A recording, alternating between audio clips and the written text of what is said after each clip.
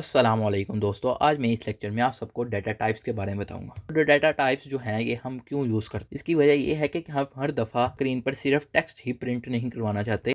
हम डाटा की टाइप कोई और भी करवा सकते हैं। मीन्स कि कभी हमें कोई डाटा में कोई डिजिट प्रिंट करवाना है, कोई नंबर प्रिंट करवाना है, तो उसके लिए हमें डाटा टाइप्स का यूज़ करना पड़ेगा। तो डाटा टाइप्स जो हैं वो बेसिकली 3 टाइप्स की होती हैं। इसके अलावा भी इसकी फर्दर टाइप्स हैं, पर आपके लिए भी इतनी ही समझना ज़रूरी है। तो होती हैं इंट, फ्लोट और करैक्टर। मतलब कि ये हमें बताती है कि हमारे जो डाटा है वो किस टाइप का है। इंट का मतलब है हमारा डाटा जो है, अगर हम इंट यूज़ करेंगे तो वो बताएगा हमारा डाटा इंटीजर टाइप का है। फ्लोट का मतलब है कि हमारा डाटा डेसिमल है।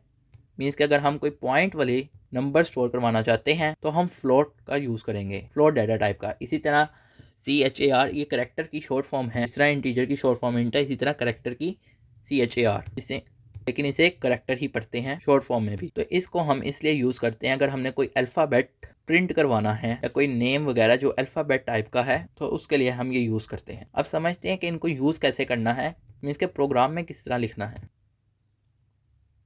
अब सबसे पहले तो हमने वही लिखा हैश इंक्लूड stdio.h इंट में लिखा और साथ में हमने ये ओपन ब्रैकेट लगा ली। अब हम जो भी चीज़ लिखेंगे इसके अंदर वो बॉडी पार्ट होगा। सबसे पहले इंटीजर टाइप की डाटा टाइप को डिस्कस करते हैं कि इसको किस तरह यूज़ करेंगे। सबसे पहले हम इसकी वही शॉर्ट फॉर्म लिखेंगे इंट, और इसके आगे हम कोई वेरिएबल लिखेंगे।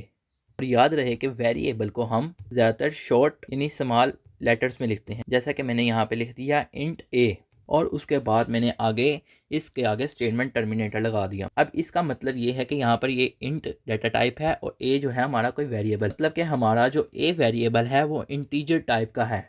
इसके हम इसमें जो भी वैल्यू लिखेंगे, जो भी वैल्यू स्टोर करवाएंगे वो इंटीजर टाइप की होगी, इसके बगैर पॉइंट की होगी। मीन्स के 0, 1, -1, -2, -3 इस तरह की होगी। अब मैं इसी के नीचे ए की वैल्यू भी असाइन कर देता हूँ। कोई भी असाइन कर सकते हैं मगर वो इंटीजर टाइप की होनी चाहिए, क्योंकि हमने पहले से बता दिया है कि ये इंट है।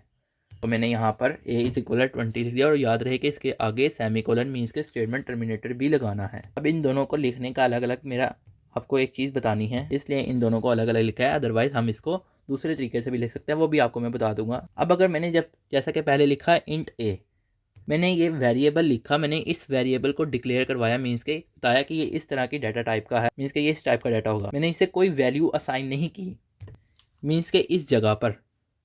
फिर यहाँ पर हमारी जो वेरिएबल डिक्लेरेशन हो रही है, अगर मैं उस वेरिएबल को वैल्यू असाइन कर दूँ तो वो फिर वेरिएबल इनिशियलाइजेशन कराएगा। इसके मैंने अब वेरिएबल को वैल्यू असाइन कर दी है। अब ये जो मैं साइड पे लिख रहा हूँ ये कमेंट्स हैं, इसको मैं किसी और लेक्चर में एक्सप्लेन करूँगा। बस आपके लिए इतना जानना ज़रूरी है कि ये स्क्रीन पर शो नहीं होंगे। अब हमने इसकी वैल्यू को स्क्रीन पर शो करवाना है। ये यहाँ पर हमने जो लिखा है, यहाँ पे हमने प्रोसेसिंग तो की है, मगर ये स्क्रीन पर शो तब तक नहीं होगा जब तक हम printf का यूज़ नहीं करेंगे। अब जैसा कि मैंने पिछले लेक्चर में कहा था कि printf में हम जो भी टेक्स्ट लिखेंगे तो एज इट इज़ प्रिंट होगा। लेकिन अब यहाँ पर डिजिट है या वेरिएबल है, तो इसे किस तरह यूज़ करेंगे ये भी आपके लिए जानना ज़रूरी है। तो पहले हमने इसको डबल कोट्स के बाद जो है हमने साथ ही ब्रैकेट लगाई थी और सेमीकोलन लगाया था। मीन्स के हमने बीच में कोमा नहीं लगाया था, ना ही यहाँ पे स्पेस थी। हमने किसी टेक्स्ट को एज इट इज़ प्रिंट करवाना था कि यहाँ पे हमने वेरिएबल को प्रिंट करवाना है, तो फिर हम इसे इस तरह लिखेंगे printf डबल कोट्स कोमा और ये इस तरह सेमीकोलन। अब डबल कोट्स में %d लिखेंगे। याद रहे कि हम printf में हम डाटा टाइप को नहीं लिखेंगे, बल्कि हम उस डाटा टाइप के फॉर्मेट स्पेसिफायर को लिखेंगे। अब फॉर्मेट स्पेसिफायर क्या होता है, ये यही बताता है, यानी बताता है फॉर्मेट को स्पेसिफाई करता है कि हमने इंटीजर टाइप का है। ये %d जो है वो इंट के लिए यूज़, तो इंटीजर के लिए %d, इसी तरह फ्लोट के लिए %f, यानी कि हम उसके साथ साथ परसेंटेज भी लगाएंगे और साथ साथ उसकी शॉर्ट यानी कि जो वर्ड है। इसी तरह करेक्टर डाटा टाइप के लिए %c। ये लेक्चर का हर हिस्सा बहुत इंपॉर्टेंट है, इस वजह से कोई भी हिस्सा मिस ना करें ताकि आपको मुकम्मल और अच्छी समझ आए। अब हम डाटा टाइप जो है वो इंटीजर टाइप की है, इस वजह से मैंने उसका फॉर्मेट स्पेसिफायर %d लगाया। याद रहे कि printf में हम डाटा टाइप नहीं लिखेंगे, उसकी जगह उसका फॉर्मेट स्पेसिफाइड लिखेंगे, और वो भी डबल कोट्स के अंदर। और फिर उसके बाद हम कोमा लिखेंगे और यहाँ पर हम जो वेरिएबल हमने डिक्लेयर या इनिशियलाइज करवाया है वो लिखेंगे। उसके बाद आगे रिटर्न 0 लिखा और उसके बाद हमने ब्रैकेट को बंद कर दिया। तो अब स्क्रीन पर जो शो होगा वो क्या शो होगा, वो 20 शो होगा। इसके जो हमने वेरिएबल असाइन किया था, वेरिएबल को वैल्यू असाइन की थी, वो वैल्यू शो होगी। मीन्स के यूँ, और किसी भी वेरिएबल की वैल्यू को शो कराने के लिए हमें ये तरीका सारा लिखना पड़ेगा। इसी तरह फ्लोट डाटा टाइप के बारे में भी डिस्कस कर लेते हैं और करेक्टर डाटा टाइप। इनको किस तरह यूज़ करेंगे वो भी बहुत ईजी है। तो सबसे पहले तो हमने वही चीज़ें की, हैश इंक्लूड stdio.h इंट में लिखा और उसके बाद हमने लिखा फ्लोट, और कोई भी वेरिएबल लिख सकते हैं आप, वेरिएबल कोई भी अल्फ़ाबेट में लिख सकते हैं मगर वो स्मॉल लेटर यानी स्मॉल लेटर में हो। जैसा कि यहाँ पे मैंने बी लिखा, आप कोई भी लिख सकते हैं, ए लिख लें, बी लिख लें, कुछ भी लिख लें। और इसके आगे मैं इसको कोई वैल्यू असाइन कर देता हूँ जो कि पॉइंट्स वाली हो। मीन्स के मैंने लिख दिया फ्लोट बी इज इक्वल है 7.9। ये प्रोसेसिंग हो गई, यानी कि यहाँ पर हमारा वेरिएबल जो है वो इनिशियलाइज हो गया है, यानी असाइन कर दिया वैल्यू, तो यहाँ पे अब वेरिएबल इनिशियलाइजेशन हो रही है। और ये प्रोसेसिंग हो गया, लेकिन हमने इसे स्क्रीन पर भी शो कराना है, उसके लिए हम प्रिंटफ का यूज़ करेंगे। अब देखिए यहाँ पे मैंने प्रिंटफ लिखा, अब मेरा डाटा टाइप जो है वो फ्लोट टाइप के, तो उसके लिए फिर मैं उसका फॉर्मेट स्पेसिफाइड यूज़ करूँगा। मैंने यहाँ पे लिखा %f, और आगे मैं उस वेरिएबल का नाम भी लिखूंगा, जैसा कि मैं यहाँ पर बी लिख देता हूँ। ये स्क्रीन पर जो भी शो कराएगा वो बाद में डिस्कस करते हैं, भी साथ ही करेक्टर टाइप को भी डिस्कस कर लेते हैं कि वो कैसे यूज़ करेंगे। अब मैं यहाँ पे लिख रहा हूँ करेक्टर, और उसके आगे मैं कोई भी वेरिएबल लिख दूंगा। और याद रहे कि वेरिएबल को हम कोई लेटर में भी लिख सकते हैं, ज़रूरी नहीं कि कोई हमने सिंगल वर्ड ही यूज़ करना है, हम कोई पूरा एक वर्ड भी यूज़ कर सकते हैं। जिसमें मैंने लिखा करेक्टर और नेम। अब ये नेम जो है ये यहाँ पे वेरिएबल है, करेक्टर जो है ये डाटा टाइप है, और उसमें क्या लिखा है, अली।